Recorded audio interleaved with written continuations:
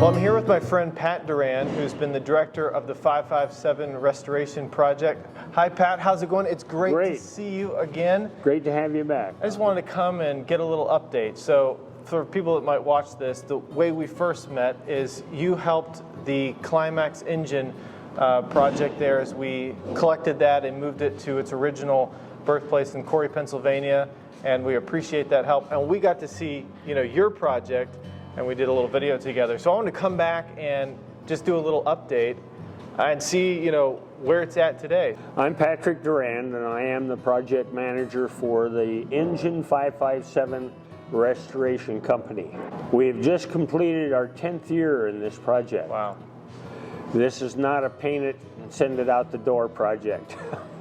You will note considerable change since you were just here. The wheels weren't even under it last time I was here. Right. Well, the wheels are under it, and it's also been rolled out one time into the sunlight on its own wheels. Wow. That was primarily to check the height of the door. Okay. And we had to take about a half inch off the dynamo stack in order to fit out. We're preparing for a major event here now, which is going to be a rollout for the media. So the shop has kind of been cleaned up, if you will, and we have a lot of things laid out for demonstration purposes. So what are the major things that you're working on right now and this fall? The immediate goal is to put away all of those things that need to be accomplished before we can start putting the tubes and flues in the boiler. The FRA requires that those be removed and examined every 15 years. So you always put off to the last minute installing the first tube. As that engine is coming together, we'll be doing any last minute prep work that's necessary, so when the Boilermakers show up, we can get that job done. That's awesome. Timing. Be finished when it'll be finished, right? Yeah, and we're working with Robert Franson of Steam Services of America. He'll be putting together the crew that'll actually install the tubes and flues in the machine.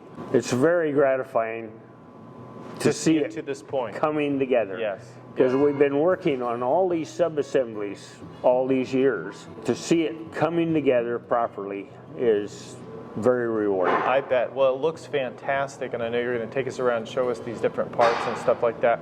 You're so close to the finish line, and this will be such a treasure for Alaska and even the whole train community. Well, one realization that we're having is a demonstration of what a committed community can accomplish, because our in-kind donors and our major vendor supporters, it's really unbelievable how they have come through over the years. Wow. The people that have been with us from day one are still here. You said 10 years, right? You've been working on this for 10 years. Yeah. Wow. Yeah, and a number of our volunteers were here on day one. They're still here. Right. Okay. What's the future of the project? Eventually it'll be complete. What's that look like when it is complete, and how will people be able to appreciate this engine when it's finished? Right out that door, we laid 80 feeder track. Wow. The Alaska Railroad has on the ground out there a turnout, a switch, if you will, that they plan to install this fall that will connect us to the main line. As soon as we are capable of steaming and operating the machine, we'll move to the Palmer branch, where we'll do shakedown operations, probably a 10-day period where we fire up and operate it day and night. Yeah. As long as people are available. Right. And do a real shakedown on it. Yeah. And when we have decided that it's available for service, our initial negotiations with the Alaska Railroad, after all, that's who we're doing this project for, the people of Alaska and the railroad. We would like to engage about 6 to 8 trips in the spring before the tourist season starts, and maybe 10 or 12 trips in the fall after the tourist season, because the railroad only has so much track time during the height of the season. Right. And we'll be using they will be using our locomotive to pull their equipment. Yeah, well, It's I can only imagine technically how it seeing works. this, you know, moving around the area. Just the visuals of that will be amazing. And I'm not really a train guy, though I've learned a little bit from some of these projects, just the photo video side of it. But I think that would be amazing. So Well, I'm looking forward to seeing it. Well, take us around the 557 and show us some of the parts that you're working with right now, and introduce us to your team, because I know you have a great group of volunteers. Who's with you today? I think. Okay, and let's just turn around right here, Okay. and we'll start at the beginning. 557 is ready to go out the door for a major show here in the next couple of days. We have installed the smoke box front, and it has a fresh coat of graphite and linseed oil. It's baked on. The headlight Looks is great. up there. The marker lights are in place. The turbo generator's in place. The Harriman number boards are in place. And all we have to do is plug it in back there, and they all light up. Are most of these original parts? Those are original parts as far as the Alaska Railroad installation of 557 was. When the Army built these, they did not have an electrical system. They did not have the turbo generator or any of the electrical lights, because they were basically destined for Europe, and they used kerosene lamps over there. And of course we have the safety first admonition right there on the front of the steps. That bracket that you see sticking up there on the front of the pilot beam, that plate, that will be the mount for the cross compound air compressor, a big Westinghouse air compressor, which we'll have on the floor over here for demonstration purposes. Let's go over and we'll see that then. So this right here is the compressor system? This is the Westinghouse cross compound air compressor. Air pump is the common term for it.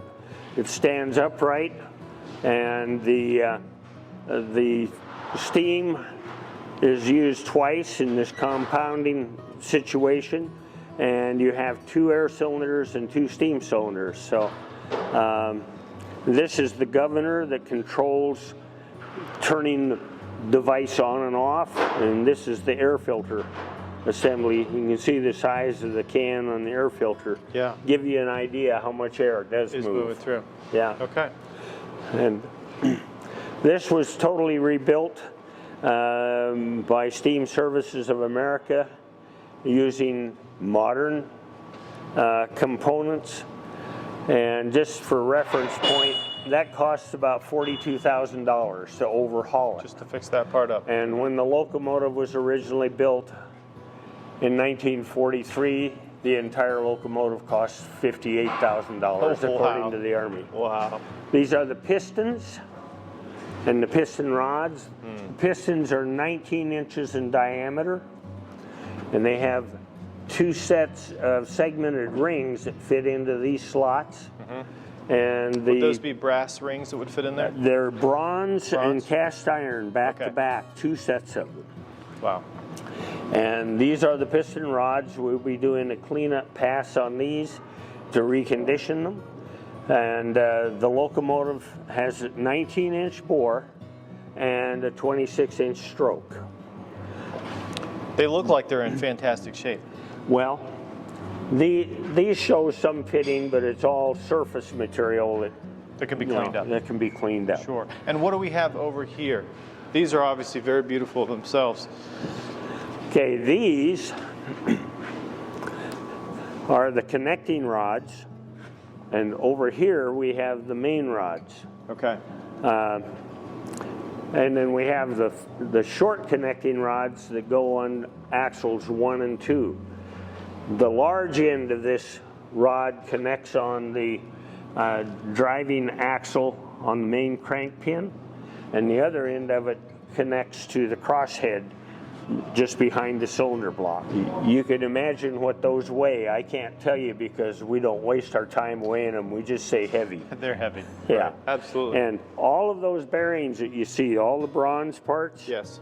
those are all new. Oh, wow. They look fantastic. Yeah, that's all new because they were machined specifically to fit the reconditioned pins and bushings on the drivers. That's the brake cylinder itself. Okay. And those are 14 inches in diameter with a 10-inch stroke. And this is the brake cylinder here. And these were actually manufactured in Pennsylvania? I see. Actually, not sure, because the brake rigging was from Westinghouse, and Okay. it could have been imported from just about anywhere in the country. Okay. But most likely in Pennsylvania or Scranton area. Scranton, Pennsylvania. Yeah. Donnie, just for interest, I want you to take a hold of step around here. Okay. Take a hold of that and move it. Wow. Absolutely smooth. Look at that. Wow is the correct word. That's the common response. And so this has all been reconditioned. That's all been reconditioned. And rebuilt. And the following blocks that go in here, originally you could just rattle them back and forth. Right. Well, today You can move this with one finger. You can move that with one finger, and it's dead smooth. Now, in order for the locomotive to work properly, the valve gear, and this is the heart of it, Okay. because there's a traveling block that goes in here, slides up and down, controlled by the power reverse up there through this mechanism. It lifts that. There's a bar that goes out through here and connects to the valve gear. And any amount of wear that you have in the valve train is loss of efficiency. Wow. And we had a local Morris Malonis, who is with Alaska Armory, does gunsmithing. He came up with the material and used his CNC technology to create these new travel blocks. Wow. And you put them in there with our lubricant, and it'll literally slide down that channel, just gravity weight. Wow. Wow. We call that the snake pit under there. And when you get in close with the camera and you take a look at all of the plumbing in there, you can understand why. Yeah. All of that stainless steel fittings and tubing, that's all part of the upgrade to the 26L brake system. In order to be compatible with components of the positive train control system, we needed to upgrade to the 26L brake. Okay. And in the process of doing that, that's about $40,000 worth of new hardware under there, and a lot of work that's been done by Paul Deleska, has taken that all under his wing. And part of those parts are from Wabtec, is that true? Yes. Okay. We have a Wabtec in Erie, Pennsylvania. Yeah. Maybe that's where the headquarters is. So what are we looking at here? Okay, this is referred to as the back head of the boiler. The firebox doors there in operation. This is an oil-fired locomotive, so there's an air box that connects over that door down to the floor, so the combustion air, secondary combustion air comes up and into the firebox there. There are a number of components that have been installed and since removed in the process of getting ready to do jacket and insulation preparation to go on that back head. That's one of the things about working on a steam engine. You get to do it once, and then you get to do it again, and then again. We have a saying, we only get one chance to do it right, even if we have to do it 3 or 4 times. Okay, so this weekend, these will be connected at that point. These will be connected, and the drawbar will be hung in the tender, and they'll be brought together. Okay. And there'll be a fellow standing in where the air box is, and when the pin gets to the right location, he'll drop on it. The fuel is going to be used oil, and U.S. Ecology tells us they're going to supply all the oil we can burn for the first 2 years. That's fantastic support. And the fuel bunker is there in the middle where you would normally have a coal bunker. Okay. They converted this to oil in 1954. The outer portion of the tender, and the bottom there, that's a water bottom tender. Okay. And that holds the water for it. Wow. And the hoses you see connected there right now are all air. The water hoses are larger. We have them out of the way so they don't conflict with our presentation this weekend. The project would be nowhere without volunteers. We have 2 people that get paid on this project. One is our professional engineer consultant, and that's Robert Franson. The other is Paul DeLuska. And Paul's role is, he is a consultant. He's doing all this brake work, for example. Wow. He's also a machinist. So he picks up all those raw ends and helps direct where we're going with the project. And his experience comes from operating the Huckleberry Railroad in Flint, Michigan for a number of years. Wow. So Terry Douglas is a longtime volunteer with us. Nice to meet you, Terry. Ron Dudley. Your hat's dirty, so you must have been here a while. And Gene Augustine. I'm the newest one for 5.5 years, so just barely half the project, so, but a hard worker. Yeah. That's awesome. Well, it's looking really good, guys. It's looking really good. I see what Paul was doing is hooking up the lights. If you take another walk up front, you'll find all of the lighting on the front of the locomotive is up for show and tell. And the headlights on dim, and the side markers display 557 and the big Harriman number boards. X is for extra train. In other words, this train, if it was displaying those numbers in the number board, is not a scheduled train, it's an extra train, and the locomotive number follows. And the markers indicate that it is a extra because they're displaying white. Well, Pat, thanks for showing us around the project, and good luck as you wrap this up over the next year or so, whatever it takes. You've always said that it's what it is. It's what it is. It's going to be done when it's done, but you've done a fantastic job, and it's fun to get an update. I know people online will be excited to see this little update and see the progress. And good luck, too, as you roll it out, hopefully this weekend, if the weather cooperates, so you can get some daylight on this locomotive, the 557 project. Donnie, we always appreciate your support.